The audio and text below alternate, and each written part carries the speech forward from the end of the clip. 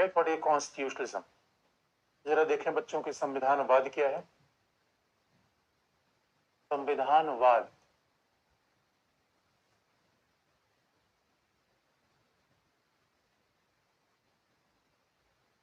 Constitutionalism क्या है।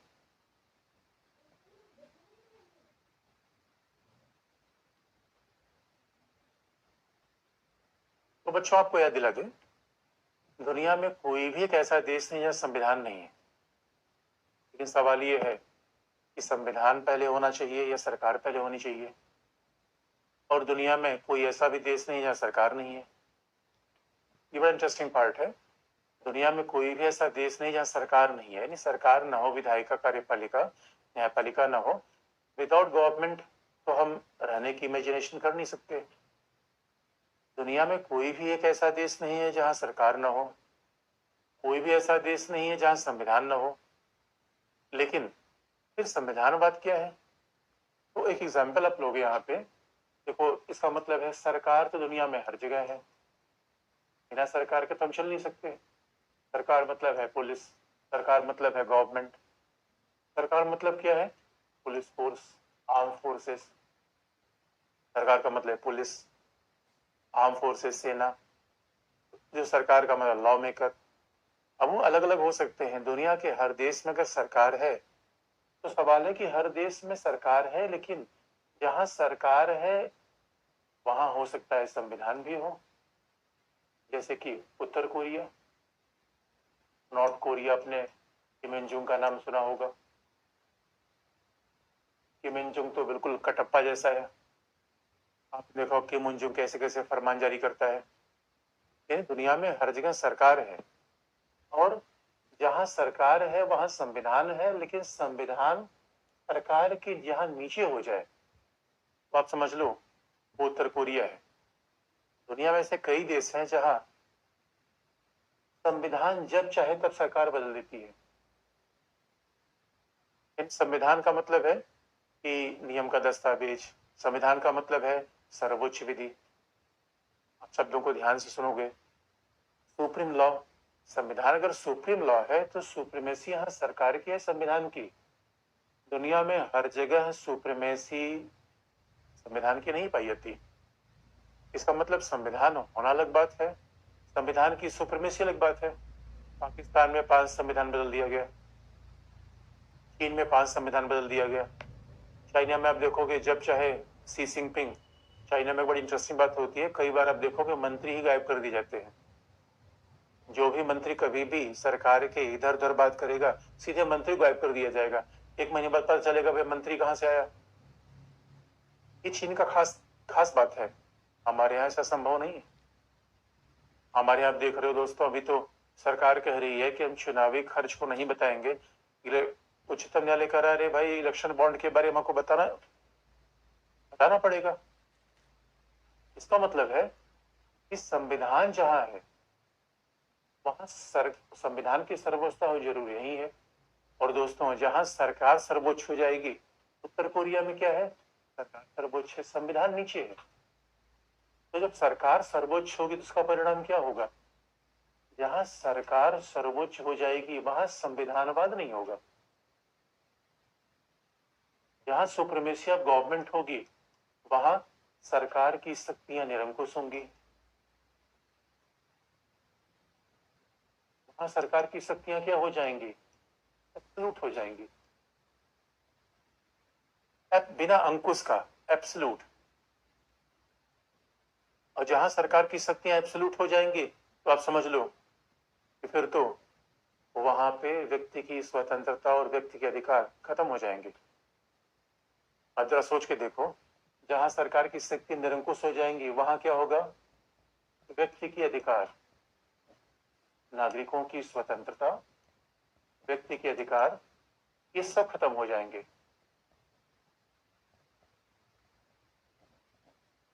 अब आपको तय करना है कि दोस्तों, हमें liberty is more important, rights are more important, और government are more important.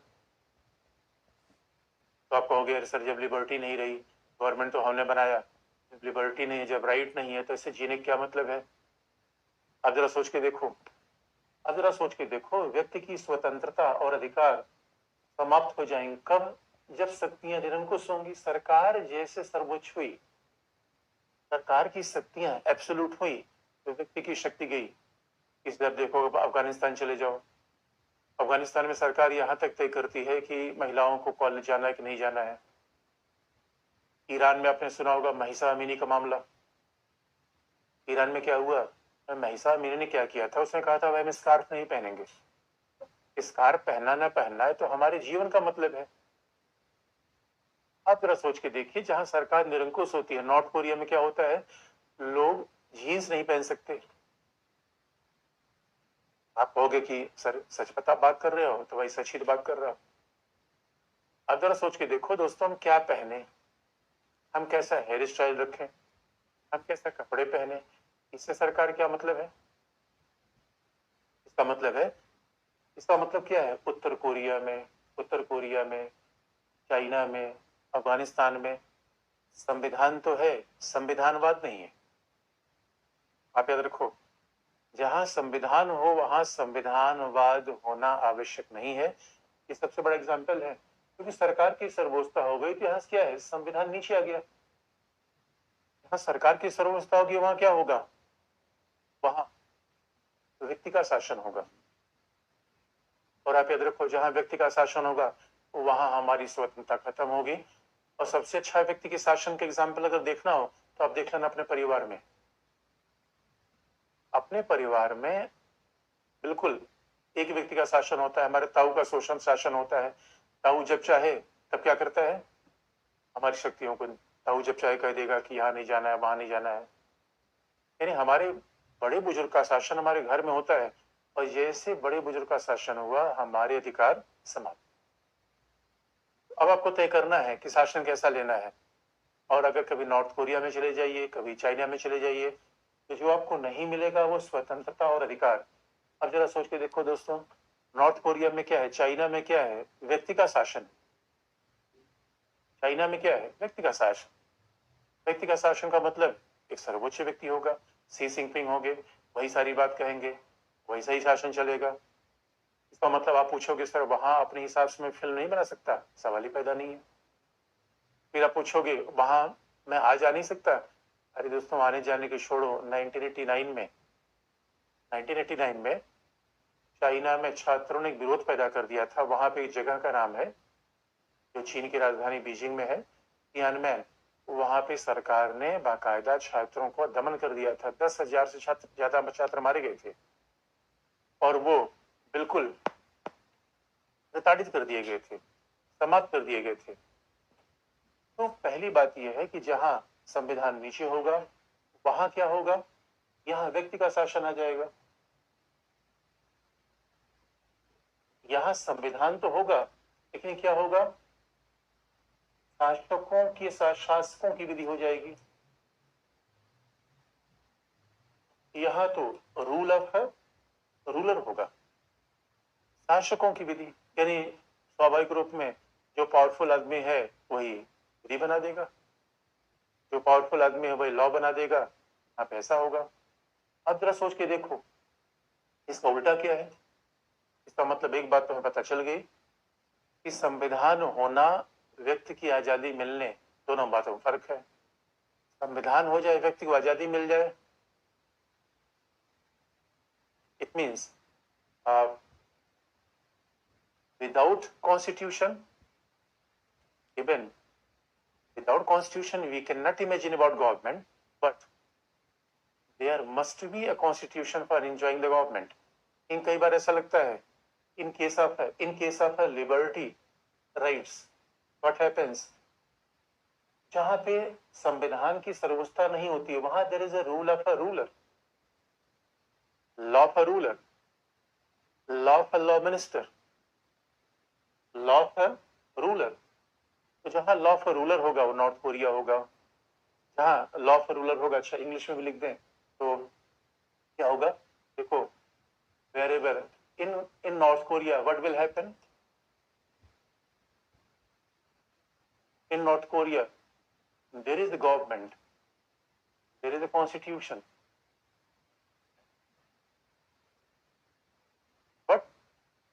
there is a government, there is a constitution, but no supremacy of the constitution. तो constitution नहीं चाहता है, तो what will happen? It will be law of a person. हमने English में लिख दिया. It will be law of a ruler, law of a ruler, law of a law minister. लेकिन संविधानवाद जस्ट अपोजिट है. And wherever government is supreme, government will become absolute. तो निरंकुश का मतलब होता है गवर्नमेंट की absolute power, absolute power without limitation. और what will happen? Liberty and rights will become destroyed. Liberty and rights will automatically destroyed in case of a supremacy of the government. Supremacy of the government. ठीक है. और किसी student ने पूछा है कि what difference between law making and policy making? Friend, law making means that is a task of parliament, or law is always regulative. If somebody is not abiding by law, they are supposed to attract the penalty. But policy change according to changing of government. Policy, it depends upon the people whether they want to become the part of policy or not. तो ये दोनों बातें अलग अलग है. तो policy is different, law is different. और अभी आप देखो, it mean then what is the constitutionalism? Meaning of constitutionalism is different. तो संविधानवाद क्या है? What is the constitutionalism? Constitutionalism tells about the supremacy of the constitution.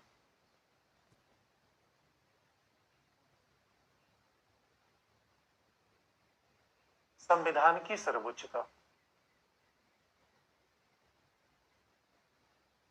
Constitution tells about the supremacy of the constitution. संविधान की सर्वोच्चता. तो संविधानवाद कहाँ होगा? जहां संविधान हो वहां संविधानवाद होना जरूरी नहीं है.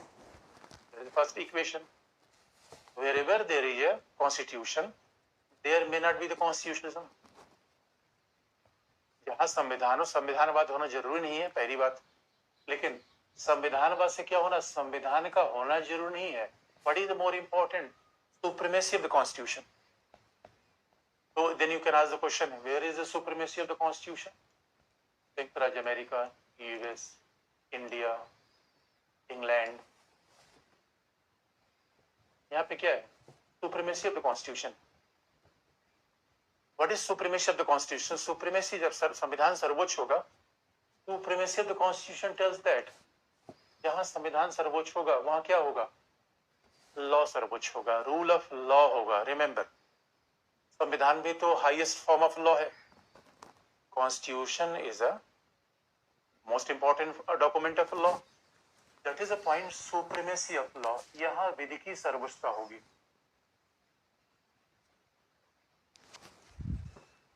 Supremacy of law, यहाँ पे किसकी सर्वोच्चता होगी? विधि की सर्वोच्चता होगी. और अब दोस्तों, जहाँ पे supremacy of the constitution होगा, supremacy of the law होगा, वहां पे क्या होगा? गवर्नमेंट उसके नीचे आएगी. अच्छा, कलर चेंज करना है क्या? तो सुप्रीमेसी ऑफ द लॉ होगा. That is point. Supremacy of the constitution, संविधान की सर्वोच्चता और विधि की सर्वोच्चता, ये लगभग एक ही चीज है. तब क्या होगा? वेरेवर लॉ इज सुप्रीम, जहां संविधान सर्वोच्च होगा. अच्छा, कई बार लोग इंग्लिश, जहां संविधान सर्वोच्च होगा, जहां विधि सर्वोच्च होगी, फिर वहां पे क्या होगा? सरकार की शक्तियां सीमित होंगी. Limited government.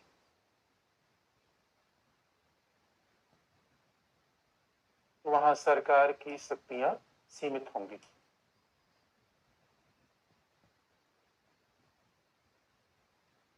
वहां सरकार की शक्तियां सीमित होंगी. ये बहुत ध्यान रखने की बात है. यानी सरकार हर जगह होगी,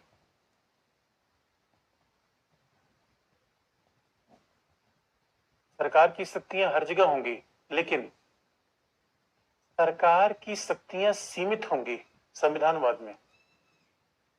सरकार की शक्तियां होगी लेकिन उसको सीमित किया जाएगा, लिमिटेड किया जाएगा। और सरकार की शक्तियां लिमिटेड कैसे होंगी? लॉ से। सरकार की शक्तियां लिमिटेड कैसे होंगी? कॉन्स्टिट्यूशन से। That is the meaning of constitutionalism. इसलिए बच्चों ध्यान से देखो, कॉन्स्टिट्यूशनिज्म संविधानवाद का मतलब क्या होता है? विधि का शासन। अच्छा, विधि की सर्वोच्चता का मतलब क्या है? विधि का शासन, रूल ऑफ लॉ। विधि की सर्वोच्च एक ही बात है, देखो इसलिए आराम से आप समझ लो, एक ही बात को हम कह सकते हैं। और विधि के शासन का फिर मतलब हो जाता है दोस्तों सरकार का शासन नहीं। इसलिए बहुत ध्यान से रखना, हमने पहले भी कह रखा है संविधान में कि हमारे यहाँ न डीएम का शासन है, न सीएम का शासन है और न पीएम का शासन है। हमारे यहाँ लॉ का शासन है। और हमेशा याद रखो, जो लॉ वॉयलेट करेगा, अभी तो ये मामला कोर्ट में आया था मनीष सिसोदिया के बेल के मामले में। मनीष सिसोदिया को जमानत दे दी जाए, लोगों ने कहा ये दिल्ली के डेप्यूटी सीएम है, तो कोर्ट ने कहा डेप्यूटी सीएम है तो क्या कानून लागू नहीं होता क्या? अभी तो आप देखोगे तमाम नेताओं के खिलाफ मनी लॉन्ड्रिंग केसेस चल रहे हैं, सुप्रीम कोर्ट में बार बार आए, सुप्रीम कोर्ट में आए और इन लोगों ने रिक्वेस्ट किया कि हमारे लॉ अलग बना दिया जाए। सुप्रीम कोर्ट बहुत गुस्सा में है। सुप्रीम कोर्ट ने कहा मतलब आपके लॉ अलग कैसे बनेगा? सवाल ही पैदा नहीं होता।